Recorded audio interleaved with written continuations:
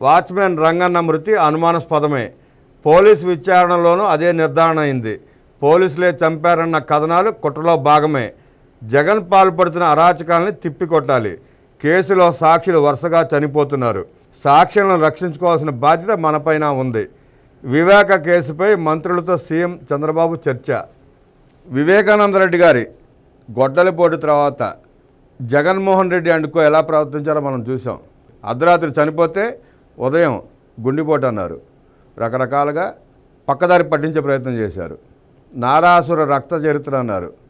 అధికార పార్టీ కానీ ఎవరు మాట్లాడకుండా గ్యాగ్ ఆర్డర్ తెచ్చుకున్నారు. గ్యాగ్ ఆర్డర్ తెచ్చుకోవడంలోనే కుట్ర కోణంలో అని అర్థమైపోతుంది. అది స్క్రిప్టెడ్ మర్డర్.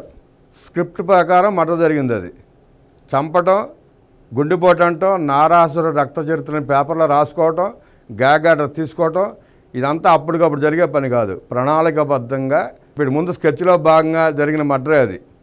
వారు అనుకున్నట్టే ఒక్కొక్క కార్యక్రమం చేసుకుంటూ వెళ్ళారు. చిన్నాన తెల్లారగట్ట చంపబడితే, గొడ్డలితో అడ్డంగా నరకబడితే కొడుకు సాయంకాలం 5 6 తాపీకి వెళ్ళాడు.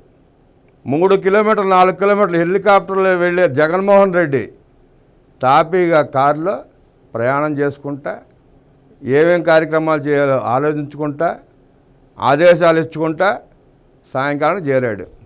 చేరినాక ఏం చేశాడు? సిబిఐ కావాల్సిందే అన్నాడు.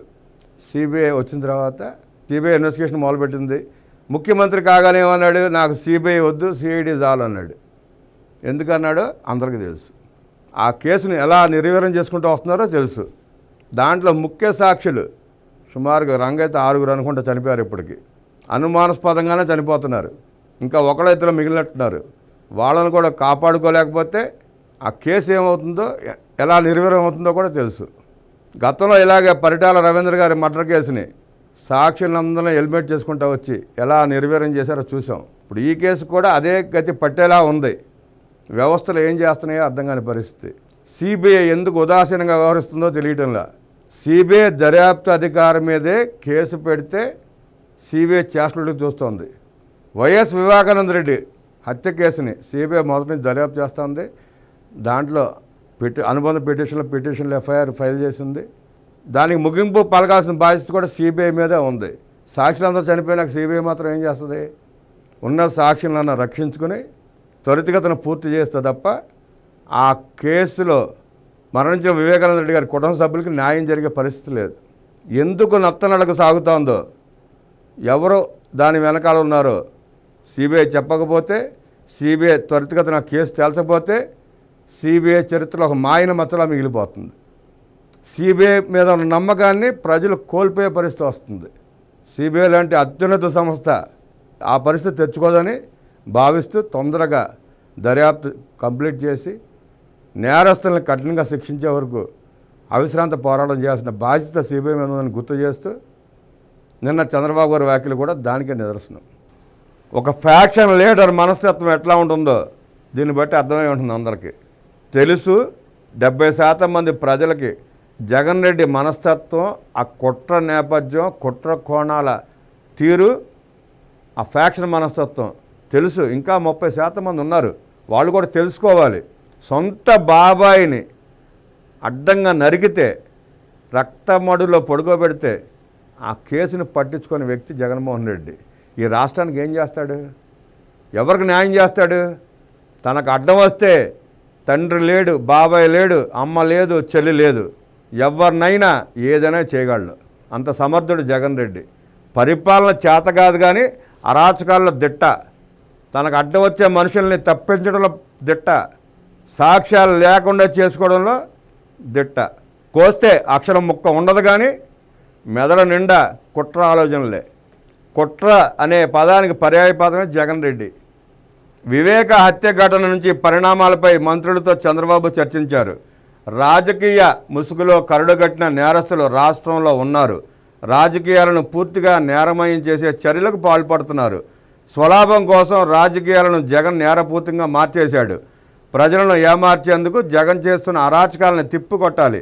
నేరాల్లో ఆరితేరిన వారిని అదుపు చేయాల్సిన అవసరం ఉందని సీఎం వ్యాఖ్యానించారు. వివేకానందరెడ్డి హత్య కేసు విషయంలో జగన్ ఎలా వ్యవహరించారో ఉదాహరణతో సహా సీఎం గుర్తు చేశారు. గుండెపోటు అని, గొడ్డలి వేటని, తర్వాత నాపై ఆరోపణలు చేశారు.